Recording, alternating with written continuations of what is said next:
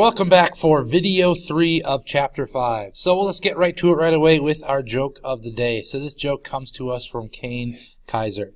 His joke: if April showers bring May flowers, what do Mayflowers bring? Pilgrims.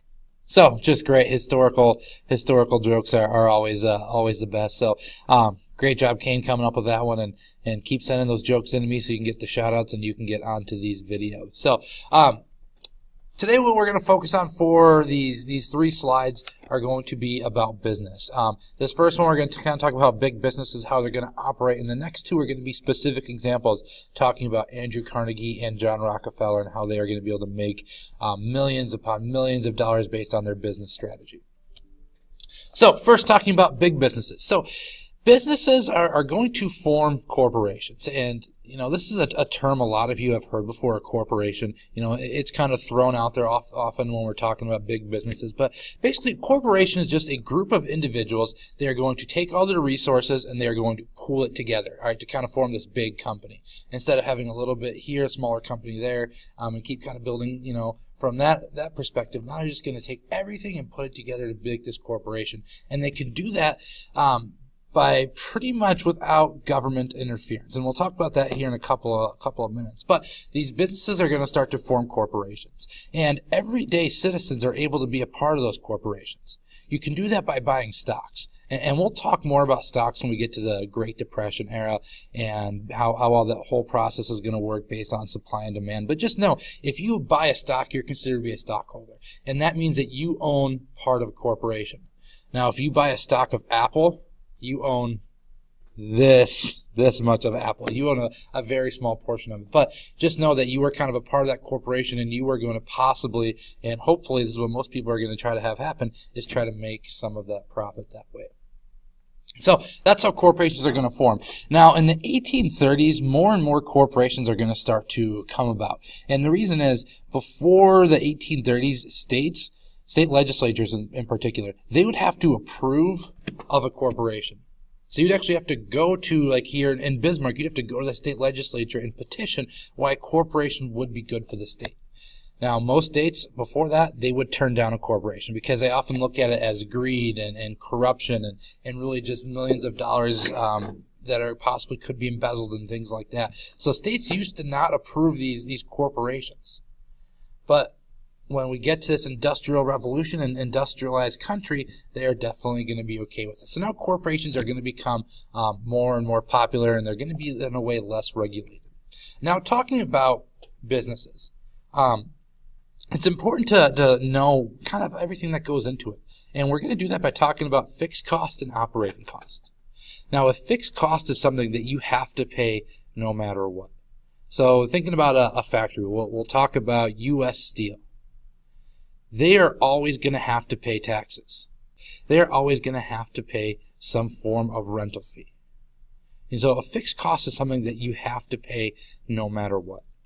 Operating costs, they start to change. This occurs when you run a company. So this could be like your wages. That would be one example. Buying your resources to build that final product. But, companies are going to kind of look at these two, their fixed cost and operating costs, and then they're going to come up with a formula to see what they're going to be able to sell their product for. Now, corporations, talking about big business, corporations, they were good for America. And they were good for America because they had a lot of corporations coming about. When you have a lot of corporations, they are going to start to compete with each other. So they are going to sell a product for, say, $5. Next corporation is going to come in and sell it for $4.50, and they're just going to keep getting lower and lower and lower, which is absolutely great for a consumer. We love when our prices are just going to keep getting lower and lower. So corporations are going to try to create what they call pools, which means that two corporations are going to get together and they're going to sell the product for $5, and they're not going to go any lower than that. Now that's going to be their thought process, but it doesn't actually pan out because most corporations, once they form this, and again I use this pool, they figure out what the other company is selling it for, and they lower the prices right away. This today, that is illegal. You cannot do that. You cannot talk about businesses and come up with a pool, and government is going to try to stop that at all costs. And really, once they found out this is happening in the industrialization time period, they are going to do the exact same thing. Now, the specific examples: Andrew Carnegie and Steel. Now, Andrew Carnegie, he's like a rags to riches story. He grew up very poor. He emigrated to the United States when he was 12 years old. He got a job at 12 years old, and he was able to, kind of start, at an entry-level position and keep getting higher and higher and higher until eventually he's the superintendent of the railroad in Pennsylvania. So, he's very, very successful in the jobs that he has. And when he becomes a part of the railroad, once he becomes the superintendent of it, he begins to buy shares in separate companies. And he knows the railroad's going to be important. He knows it's going to make a lot of money. But he decides eventually that's not good enough, just buying shares. So he sells everything he has. He gets rid of his job that he makes $50,000 a year guaranteed, which that's a lot of money. And he leaves the business to go and form his own. So he travels to Europe. And when he travels to Europe, he meets Sir Henry Bessemer. And he discovers the Bessemer process, which is a new way to make steel, make it stronger, and more importantly, actually I'd say for him the most important, he can make it cheaper. So he's making a better product for a lower price. And eventually he starts his own Pittsburgh Steel Company. He starts U.S. Steel. But he does this and he starts to make more money through vertical integration, which make sure to also include this in your notes. But vertical integration, the way that this is going to work, and here's a model of it. To make steel, you need all of these ingredients. You need iron mine, you need limestone quarry, and you need a coal mine. Now, most organizations, they are going to have to go to an iron mine where somebody else owns it and negotiate a deal for how much they're going to be able to have to pay for this iron. Now, vertical integration, what he is going to do, instead of going and negotiating prices, he simply goes to these mines and quarries and he buys them out. This is going to lower his operating cost. So now instead of paying someone else, he owns it. So he goes and buys the iron mines. And after that, he goes and buys the shipping facilities. So again, of having to go to a railroad and say, how much can I ship it for? He now owns it. So he's going to be able to sell it, and he's going to be able to transport it at a reduced rate. And all this goes to the steel mill. So I lose my marker here. Goes to the steel mill, which eventually gets to Integrated Steel Company. So really, vertical integration is you start at the bottom, you start at the lowest part of what you need to make your finished good. You buy out that entire company. Instead of going and trying to negotiate the price, you buy it. You control pretty much everything.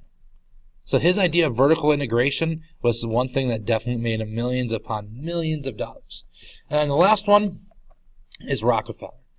So John Rockefeller in Standard Oil, he is going to use horizontal integration. And Rockefeller, a little bit about him, he grew up in a modest household. He wasn't the rags to riches story that we often talk about in U.S. history. But Rockefeller, he has a different process. He doesn't use vertical integration. He uses horizontal.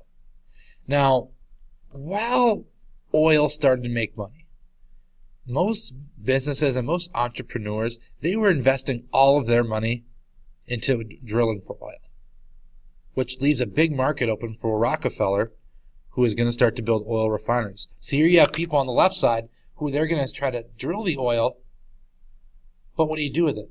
You have to sell it to a refinery. So while all these people are over here arguing and fighting, he goes to this side and he makes his own oil refinery. All right, and he does this through horizontal integration.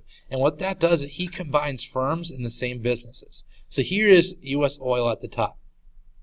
He is going to go to smaller oil refineries, and he is going to slowly start to buy them out. So say if he buys this one here, that becomes a part of U.S. Oil. He now controls more of the business. He now controls more of that product.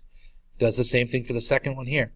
So essentially what he is trying to do is create a monopoly, which the government eventually does come in and say that Rockefeller does have a monopoly, and it makes him break his company up into separate, smaller companies. Because at the peak of U.S. Oil, or Standard Oil, I should say, he owned 90% of the market.